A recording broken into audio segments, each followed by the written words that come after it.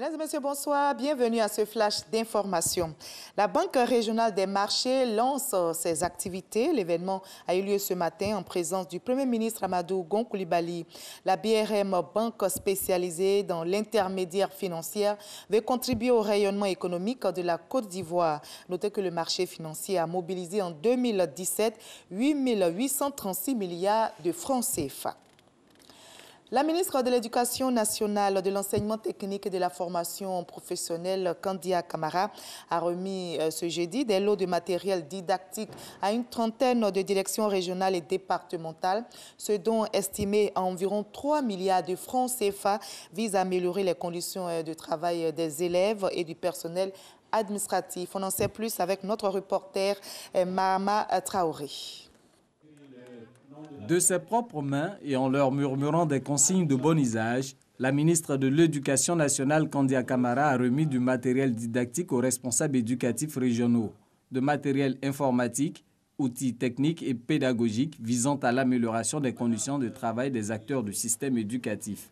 Cette cérémonie est une preuve supplémentaire de la promesse que je vous ai toujours faite, à savoir que le gouvernement ivoirien ne calcule pas quand l'école est en jeu.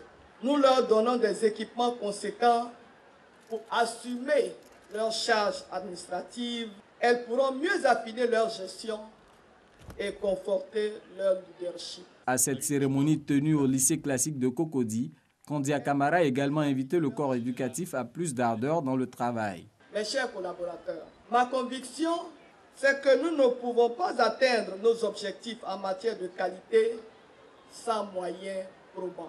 Au moment où je vous invite justement à un contrat d'objectifs et de performance. Les bénéficiaires, eux, se veulent rassurants. Ils entendent tout mettre en œuvre pour mener à bien la mission qui leur est assignée. D'un coût total de 3 milliards de francs CFA, ce projet d'équipement des écoles connaît un taux de réalisation de 50%. À l'étranger, au Mali, en moins de 3 jours, la police a réussi à mettre sous les verrous 14 personnes accusées de viol collectif sur mineurs et de diffusion de vidéos pédophiles sur la toile. La police malienne a mené d'intenses enquêtes pour identifier les auteurs des viols qui ont été arrêtés.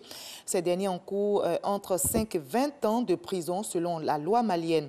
Les ONG et associations de défense des droits de la femme au Mali mettent la pression pour l'application stricte de la loi afin d'éviter les arrangements à l'amiable entre les familles des victimes et les agresseurs. De l'autre côté du globe, à Calais, en France, les associations s'alarment de la détresse psychologique des migrants dont les conditions de vie affectent leur santé mentale, déjà fragilisée par les vécus dans leur propre pays et par leur parcours migratoire. Ces associations appellent donc à de meilleures conditions de vie et une prise en charge de ces migrants qui ont tout abandonné dans leur pays d'origine. On va terminer en sport avec les Jeux olympiques d'hiver. Il s'est tenu donc ce vendredi 9 février en Corée du Sud, l'ouverture des Jeux olympiques d'hiver 2018. Comme un symbole, ces Jeux ont permis un rapprochement entre les deux Corées.